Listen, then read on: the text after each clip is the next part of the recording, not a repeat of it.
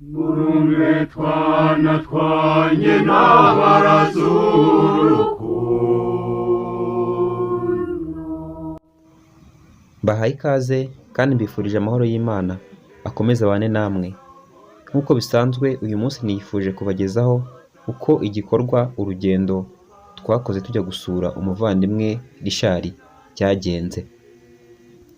Nk'uko dusanzwe dukora ibikorwa by'urukundo agaruka umukristo nyawe, twafashe urugendo tujya gusura umwe muri twe ufite ikibazo cy'uburwayi amaranye igihe.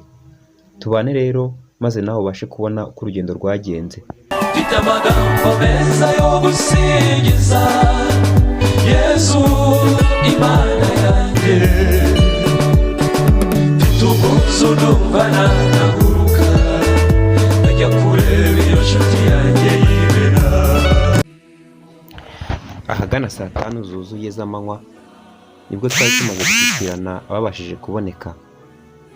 Twakoze urugendo twerekeza kwa Richard, nuko maze atwakirana ubwuzu ndetse n'akanyamuneza, mbese twarisanze tumera nk'abari mu rugo. Twaraganiriye biratinda, maze umwanzi w'igihe aba amasaha koko. Ariko nubwo amasaha yihutaga, ntabwo byatubujije kuganira nawe maze tuganiriza ku burwayi bwe. Muri Mana gikomeje kumba hafi, ubundi abandi umusatsi wose urafuka ntagire n'ikintu cy'ubwoya basigarana, ariko njyewe murabona ko byinshi ndacyabifite ubwoya buracyari, uretse ibi ngibi byonyine byo kuba umukara nta kintu. Tumba ari byo ngibyo. Icyo nabasaba rero ni ugukomeza kumfasha gushimira Imana, kandi namwe nkabashimira ko amasengesho yanyu ariyo akomeye kumbesha n'abandi bakristo muri rusange, kuko nagize igihe kirekire cyo kumva amasengesho y'abantu pe, amasengesho y'abantu ku buryo nyavuga ngo nindamuka ndakize Imana izabisuzuma. Icyo kintu njya nkunda kuvuga, kuko abantu baransengera ishobora kuba yaranavuze iti aho ngeze ndarambiwe, murekere amasengesho yanyu kuko narayumvise. Ndabona rero ibimenyetso by'uko ubuzima buri kugenda burushaho kuba bwiza, kuko buriya kanseri nari ndwaye yari iyo mu gifu, hari ikibyimba gifuka inyengi uganisha ibyo mu mara, barabaga bagikuraho, bakuraho n'igifu igice gitoya, ariko iyo kanseri yararaje gufata no ku bihaha no ku fito no ku mwijima. Nta handi hantu cyakora kubwo amahirwe yari yarageze. Umwijima rero nawe wari warabyimbye, uburyo nagendaga ukabona nyine ko mfite akantu k'akadu ukuntu, ariko biri bimwe biragenda bigabanuka. Nanjye nganye nkabibona ko mu by'ukuri biri kugenda bitanga icyizere cy'uko hazaza hanjye heza. Ubu mfite icyizere cy'uko rwose nazamara munsi y'imyaka 10 bari amezi 5. Namwe twashimira Imana, namwe twashimira ko mwagize kubashyigikira no kubikora.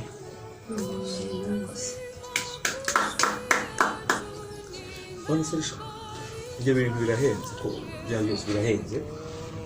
Usibye n'ibyo, muri rusange ubuvuzi birahenze. Ubushobozi bwo kwivuza no kubaho mukura. Nibyo nkubwira ngo Imana yambaye hafi. Nimara kumenya ko ndwaye, abanyeshuri twiganye ubwo buvandimwe ndetse no gukomeza ubukristo bwacu.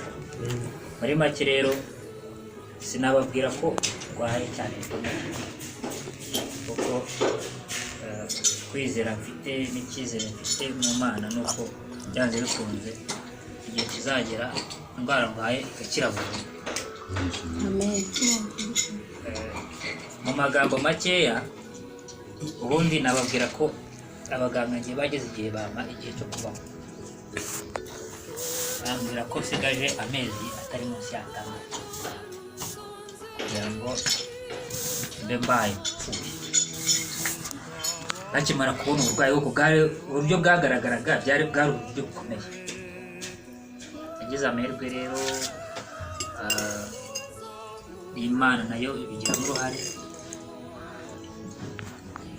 abaganga baramfasha bashyiramo imbaraga zikomeye kuko igihe bambaye uburyo budasanzwe niko navuga kubera Imana n'ubundi burya mu bintu byose dukora maze kubona nuko Imana ntitutayishyira imbere mu buzima bwacu dushatse twashyiraho ko ubuzima bwacu ni nta kintu kirimo.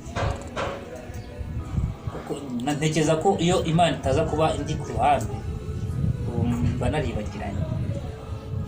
Nabonaga abaganga uwo nari nzi n'umwe wabishyizemo uruhare cyane ariko nabo ntazi barambonaga bakandira impuhwe gusa kubera ko bumvaga uburwayi ndwaye bakavuga bati umuntu cyane n'umujene kubona arwaye indwara imeze gutya idasanzwe kubona ku bajene ni ikibazo gikomeye. Izo mpuhwe rero zigatuma bakomeza kumwitaho ku buryo budasanzwe.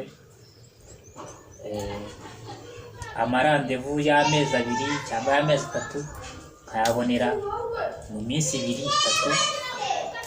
Ngira amahirwe baramvura rero abaganga bamwe baranantinya kuko nagomba kugirirwa operation ariko tuza kubona undi muganga kubera Imana aradufasha arambaga birakunda mbona byibuze ubuzima babusubije ku murongo.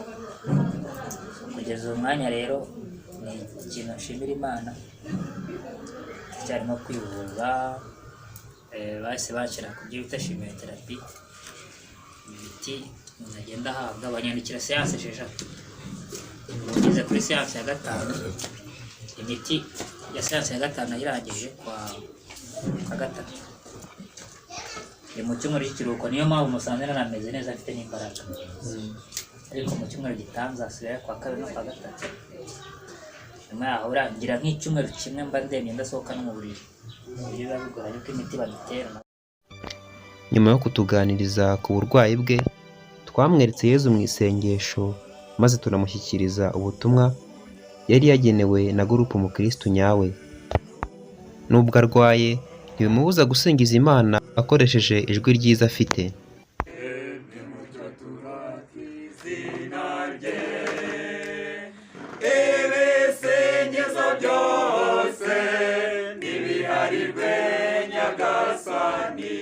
Ukagira urukundo ruhebuje akaduhoza ku mutima.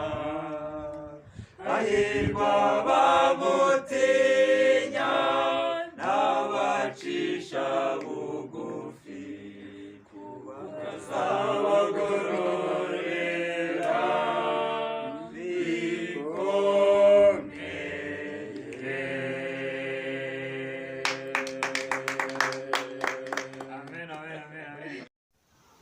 Mu mbaraga ashobozwa na Yezu yagize ati ntabwo mwakwirenza irembo, reka mbaherekeze kuko muri abavandimwe beza koko.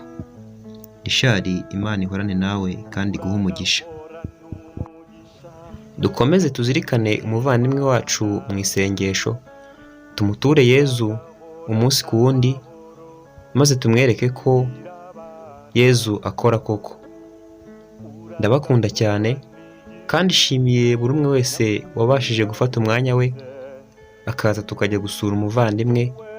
Mwe mwese mbifurije amahoro y'Imana, mukomeze mube abakristo nyabo. Nawe wifuza kuza muri groupe Umukristo nyawe uhawe karibu unyuze kuri iyo nimero uza kubona munsi. Ukomeze ugire urukundo rw'Imana maze ukuboko k'Uhoraho kuguhoreho.